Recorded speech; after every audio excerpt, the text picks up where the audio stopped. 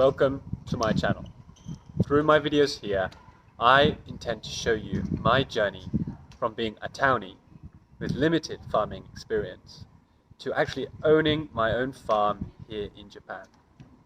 Along the way, I want to also show you the beauty of the Japanese countryside that helped set me off along this path. So what exactly will my videos be on? Well, in August this year, I will move to Hokkaido to start my first real farming job. There, I hope to find a lot of exciting content to show you. But for now, I will show you the progress of this garden, along with any other farming shenanigans I get up to.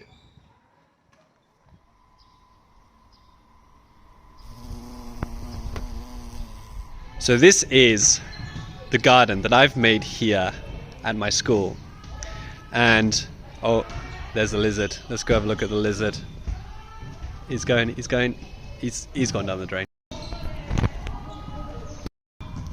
Long on. Originally, this whole area was just weeds. And I cut them down and got some students to join me in digging over the soil. And we made a usable garden. Originally, in this area, I planted some rice. That's right, some rice, not in a rice paddy, but dry land rice that, I'll be honest, didn't turn out very well for various reasons. Partly being the soil drains too well, the variety isn't suited, the seedlings were too weak. I could go on. The point is, now I switched the crops and last year planted some Broadbeans, stick broccoli, and as well as a couple of sweet snap peas. So the broccoli has already finished. This is some beautiful flowers from the stick broccoli. I want it to set seed and I want to take some of the seeds afterwards, but all these plants were bought cheap at Daiso or Nafco, one of them. Not entirely sure whether they will set seed properly or whether those seeds will be viable. The Broadbeans went through a phase where they were attacked a lot by aphids.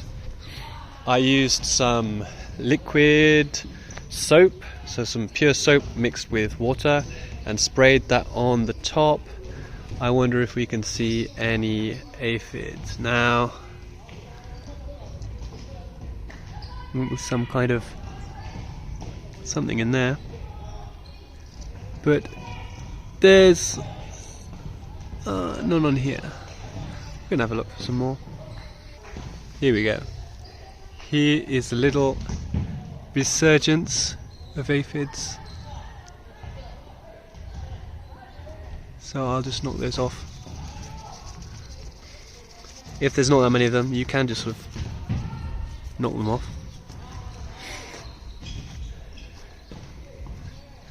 Otherwise, the Broadbeans are doing spectacularly well. Some support issues, I've used string to help support them, and we've got beans coming up all over the place. Some of them not looking too healthy, but maybe they will fill out.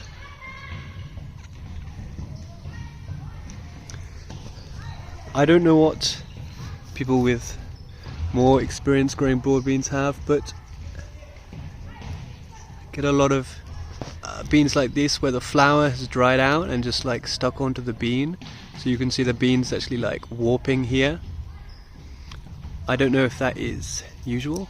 I don't know if you should try and take that off as much as you can, but obviously it's too much work to find and do all of those.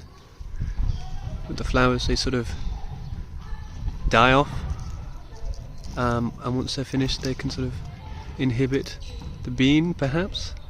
I'm not really sure. The sweet snaps are doing nice.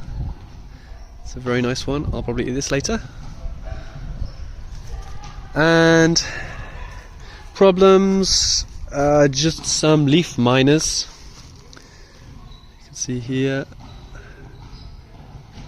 leaf miners digging through the leaves and eating them.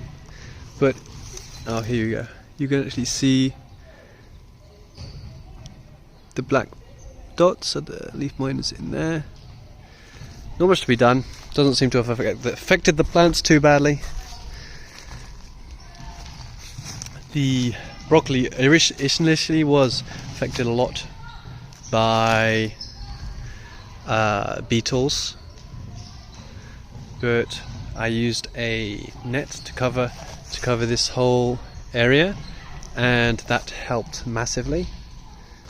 Once these broad beans are finished within the next couple of months, and once they finish, I will do mini tomatoes, and this is so that the students who eventually take over this garden will be able to just have a little snack once they put in some hard work. That's the plan. So who am I? My name's Harrison. For those that know me, they may recall that there's a little bird up there.